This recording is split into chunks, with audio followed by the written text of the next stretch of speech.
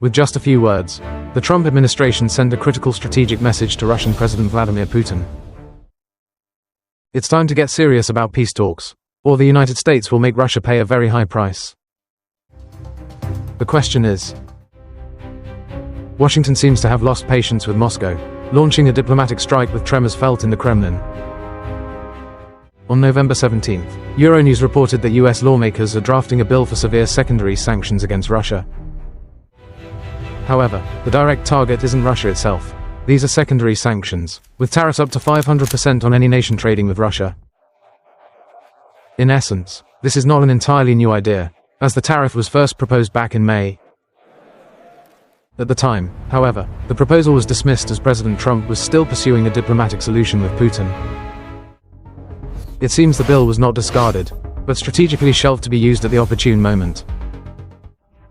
That moment has apparently arrived. Trump's statement was the signal, giving the bill a green light. Terrible news for Putin and his customers. To understand the severity of this threat, we must analyze how secondary sanctions actually work. In traditional, or primary sanctions, one nation targets another with direct financial penalties to cause immediate hardship. The countless sanctions the West has already imposed on Russian businesses and wealthy individuals are prime examples. Typically, the sanctioning nation blocks targeted businesses and individuals from operating within its own territory. The more countries that participate, the fewer options the sanctioned entity has to generate revenue. In contrast, secondary sanctions operate on a different logic that is more subtle and far-reaching. Instead of targeting the primary entity, the sanctioning nation targets that entity's allies, partners, and customers. The strategic intent is to create such immense financial pressure that third parties must find other partners. For Russia, this means a country like China, a major oil customer, could face a 500% tariff on its exports to America. This enormous tariff would force Beijing to completely reconsider its purchases of Russian oil. If China switches suppliers, Russia's economy would lose tens of billions in irreplaceable revenue. Returning to the bill, Trump later clarified his intent. Any country that does business with Russia will be sanctioned very severely. He then added, "We can also put Iran into that formula," a particularly noteworthy detail. The original bill only applied to Russia. Now, Trump implies it could be expanded to also punish Iran. If so, Trump is putting his own stamp on a bill that already proposed a 500% tariff on nations buying Russian oil or uranium. Nations buying similar products from Iran could also be blacklisted, further limiting energy options for countries like China. Trump even seemed to be taking full credit for the idea, with Politico quoting him as saying, "As you know, I suggested it." Whether Graham or Blumenthal were annoyed by Trump claiming their idea, neither showed it publicly. Senator Graham seemed pleased the bill could now proceed, stating he was glad for President Trump's support. He added the law is designed to give Trump more power to push Putin to the peace table. In other words, the Senate has been waiting for this moment and will act when the time is right. Politico noted that the US Senate had previously hesitated to act without support from Trump.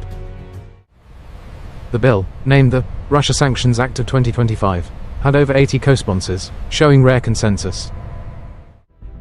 However, there is a complication. While Trump may be ready, many of Ukraine's allies may not be prepared.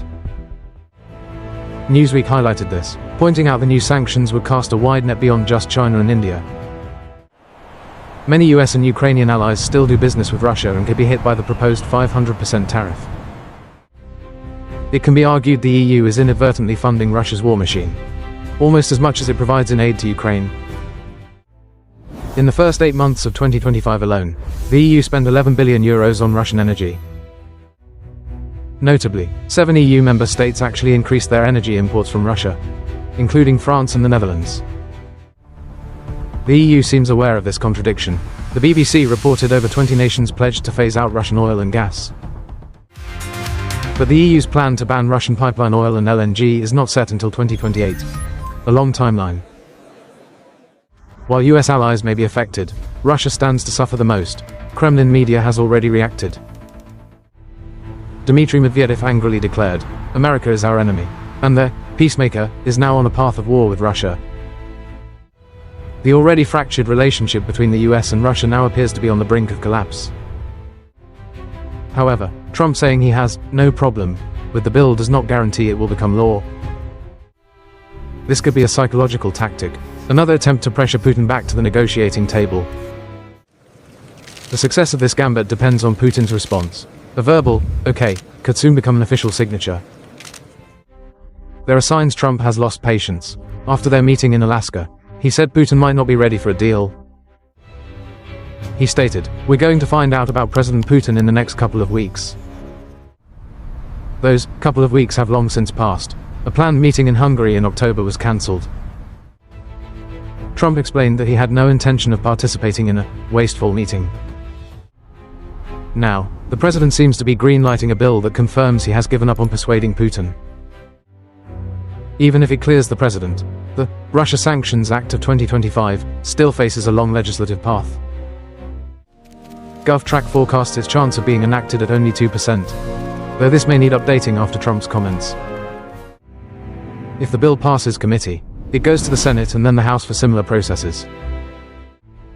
Even then, the president has veto power, which requires a difficult 2/3 majority in Congress to override. If it succeeds, a new economic weapon will be in Washington's hands, allowing a 500% tariff on buyers of Russian oil. The final question remains, will the Russia Sanctions Act of 2025 actually be effective? In theory, the tariff is meant to pressure Russia's customers, thereby depleting Putin's war chest. However, the World Economic Forum notes that sanctions can be ineffective if the damage doesn't outweigh the benefits. Washington's dual objectives are clear. Either the sanctions bring Putin to the negotiating table, or they cut off Russia's oil revenue. In the past, secondary sanctions have succeeded. The Obama administration used this tactic to bring Iran to the negotiating table. This approval isn't the only message to Putin. Last week, a US B-52 bomber conducted a show of force during a NATO exercise.